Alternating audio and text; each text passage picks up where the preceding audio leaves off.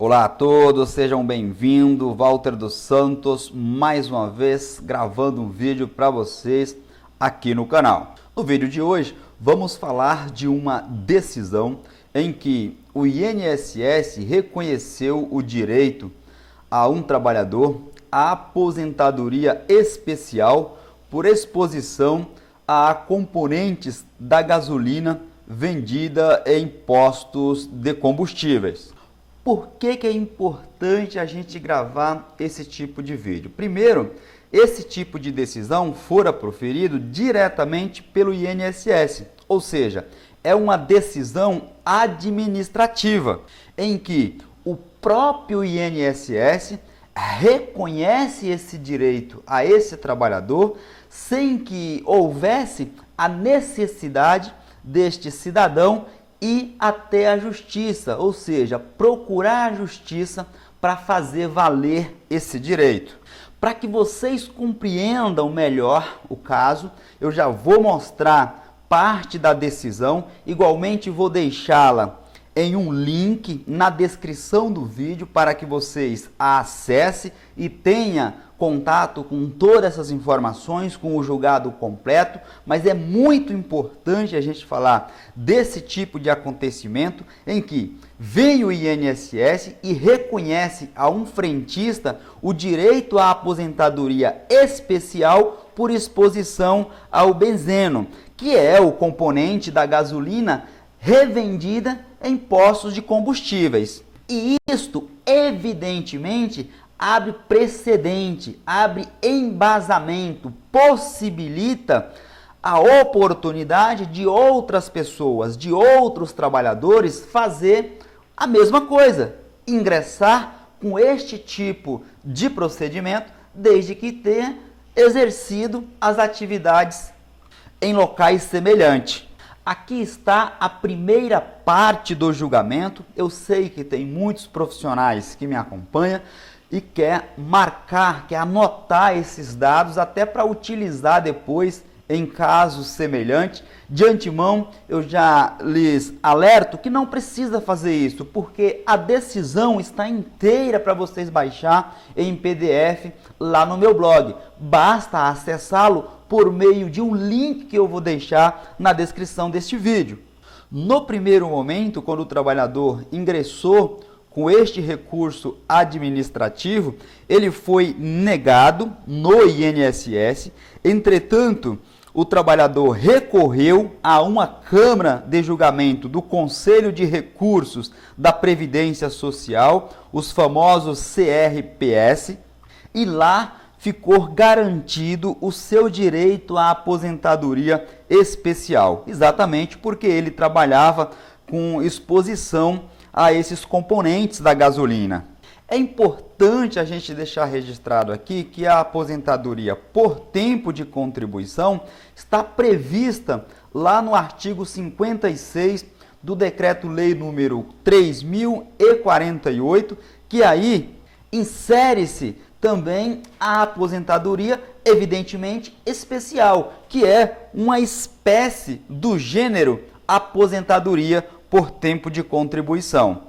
Permitam que eu faça a leitura deste artigo para que vocês compreendam melhor. Diz o artigo 56 do Decreto 3.048. A aposentadoria por tempo de contribuição será devida, ou seja, é direito do segurado após 35 anos de contribuição no caso dos homens e 30 anos no caso das mulheres.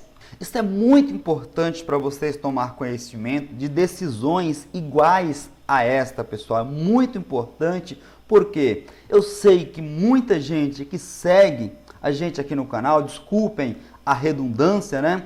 Muitas pessoas que nos seguem aqui no canal me mandam perguntas nesse sentido, né? Se o frentista, pessoas que trabalham em postos de gasolina, pessoas que ficam expostas a agentes nocivos à saúde, são diversos, têm direito à aposentadoria especial. Veja, em relação à conversão do tempo especial em comum, que está previsto lá no artigo 57, parágrafo 5º da Lei número 8.213, que é a lei dos benefícios previdenciários, ele diz exatamente o seguinte, o parágrafo 5º, o tempo de trabalho exercido sob, abaixo de condições especiais que sejam ou venham a ser consideradas prejudiciais à saúde ou à integridade física, será somado após a respectiva conversão ao tempo de trabalho exercido em atividade comum. Vocês perceberam isso? O sujeito trabalha em uma situação diferenciada, em uma situação prejudicial à sua saúde ou à integridade física. Evidentemente que essa pessoa não pode demorar, não pode levar o mesmo tempo que um trabalhador comum levou para atingir, para preencher os requisitos do seu benefício da aposentadoria. Então, o que acontece na prática? Reconhecido esse tempo, a pessoa, o trabalhador, ganha um bônus, uma espécie de bônus por ele ter trabalhado em situações mais adversas do que aquele trabalho do que aquela atividade, do trabalhador comum. Então, após ele ganhar esse bônus, faz-se o quê? Soma e converte em tempo comum. Aí, Walter, eu entendi. Mas como que eu vou saber se a minha atividade ela é especial ou não? Vejam, eu trago tudo aqui para vocês. Evidentemente que eu não ia trazer uma decisão dessa e deixar aí disponível para vocês acessarem e não trazer aqui as explicações técnicas, mesmo que em um linguajar mais simples. Não ia trazer aqui os embasamentos jurídicos, mesmo que para isso eu tente falar da maneira mais simplista possível, para que todos me compreendam. Então, a caracterização e a comprovação da atividade especial, elas estão previstas em lei. Aonde? Na legislação previdenciária vigente ao tempo de sua prestação. Como assim? Aquela lei que vigorava, que vigia quando eu exerci essa atividade especial. Então é isto que eu levo em conta. Lembra que eu já expliquei aqui no canal? Você para, fica em pé e analisa. Qual a legislação previdenciária que vigorava à época em que eu estou pretendendo a fazer tal coisa? Pensa nisso.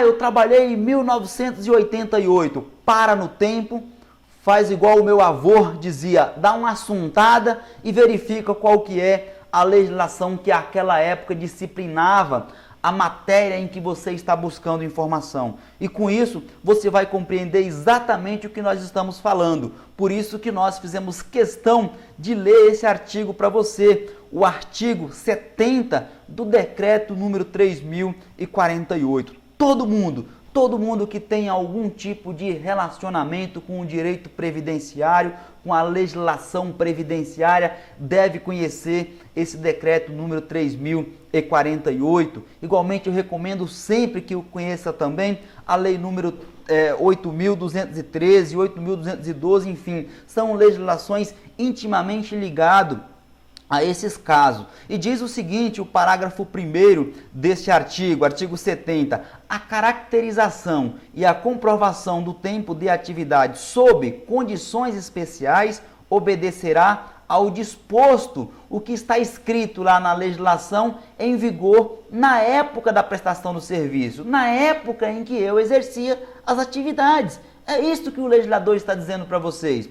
Diz o seguinte no parágrafo 2º, as regras de conversão do tempo, veja aqui, nós estamos fazendo a conversão agora, a conversão do tempo de atividade sob condições especiais em tempo de atividade comum, constante, neste artigo, aplica-se ao trabalho prestado em qualquer período. Simples assim, basta você analisar, a legislação foi aplicada naquela época e o trabalho que eu exerci em qualquer período daquele tempo. E aqui, já nos encaminhando para o final do vídeo, eu pego o trecho, eu lanço o trecho da decisão mais uma vez para aquilatar, para deixar mais claro ainda nossas explicações. Veja o que foi decidido. Eu vou ler aqui e já explico para vocês. É indispensável salientar, diz a relatora do caso, ok? A manifestação da perícia médica do INSS. Para que a gente não fique aqui lendo, para não ficar chato, deixa eu explicar para vocês. A perícia médica foi realizada lá neste trabalhador e a perícia médica do INSS, ela não constatou, no entendimento do perito ou da perita que fez essa análise, esse exame, não entendeu que seria o caso de fazer a conversão, de transformar o tempo especial em comum. E aí vem aqui a relatora e diz o seguinte: apesar do perito ter lá a função dele, nós, julgadores aqui do Conselho de Recurso, nós não somos obrigados a cumprir, a obedecer o que ele entendeu na perícia. Ele que eu digo o perito, o que o perito fez e falou que não. O que importa para nós, ela dizendo, em outras palavras, mas é isto. Veja, olha o que ela diz aqui, entre aspas, que são palavras dela. Diz assim, ó, os órgãos julgadores, leia-se nós julgadores, ela escrevendo, não estamos adstritos, não estamos obrigados, não estamos submetidos ao pronunciamento técnico. Nós não estamos aqui obrigados a obedecer a sua informação técnica ou jurídica. Nós podemos, permita que eu fale assim, né? Estou fazendo uma tradução livre. Nós podemos formar a nossa convicção, o nosso entendimento em outros elementos, em outras informações, em outros fatos de prova que eu entender que esteja aqui nos autos, que esteja no processo, desde que fundamentada a decisão.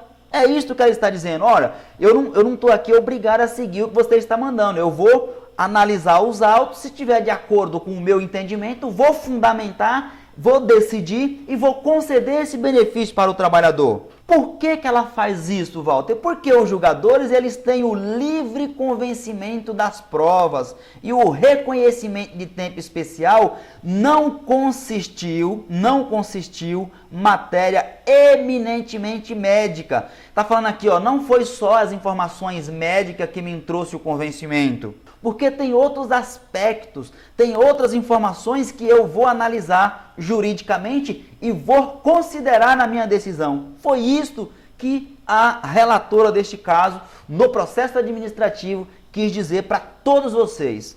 E quando ela diz que tem outros elementos, tem outras provas e não só o exame médico em que o perito realizou, ou a perícia, nem sei se foi o exame médico nesse caso, que eu não li todo o processo, eu li só a decisão, né?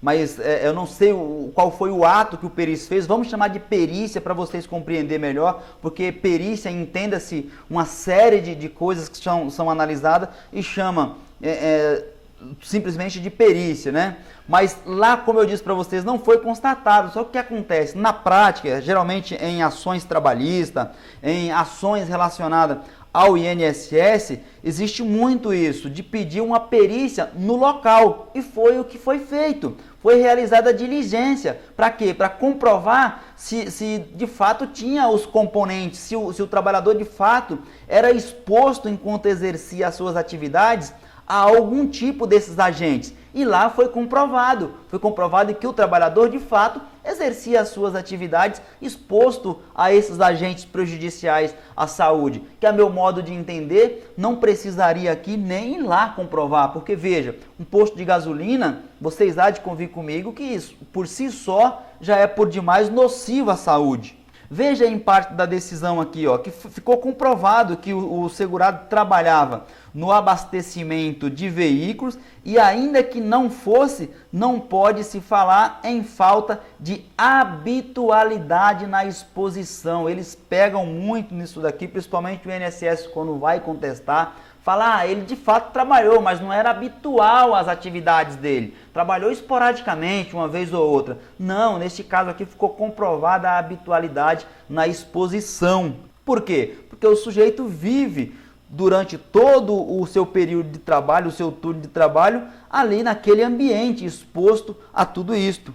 E aí, pessoal, eu encerro o vídeo mostrando a parte em que ela reconhece, eu falo ela porque é uma relatora, é uma mulher, a relatora desse caso, em que ela diz o seguinte: pelo exposto, voto no sentido de reconhecer do recurso do interessado para, no mérito, dar-lhe provimento, ou seja, concedeu o direito ao beneficiário, ao trabalhador, e todos os demais julgadores foram no mesmo sentido, concordaram com esta relatora, que aqui está o nome dela, para vocês acompanharem depois com calma e ter isso guardado aí no acervo de vocês, para quem trabalha com essa matéria e para quem pretende buscar esse benefício algum dia, ter aí um embasamento. Se não quiser guardar, basta visitar sempre o nosso blog, porque tá lá, tá salvo, é um arquivo que a partir de agora eu trouxe para o meu acervo pessoal, então está no meu arquivo digital e disponível para todos os meus seguidores e todas aquelas pessoas que tiverem interesse em me solicitar. Eu senti que eu tinha que gravar esse vídeo porque vira e mexe eu acompanho os comentários e tem perguntas sim nesse sentido. É um vídeo um pouco mais diferente, mas totalmente aí alinhado aos nossos objetivos aqui, que é de sempre trazer informação que venha a somar, que venha contribuir de alguma forma com aquela pessoa que mais necessita saber desse tipo de informação, ok? Forte abraço para você, se inscreva nesse canal, que esse canal é seu, esse canal aqui quem manda são vocês, se inscreva, compartilhe esse vídeo com seus amigos, deixe o seu joinha e comentários vocês já sabem, fique à vontade que aqui é a casa de vocês. Desculpe o linguajar simples, mas é assim que tem que ser. Forte abraço para você, fiquem atentos, até a minha próxima publicação.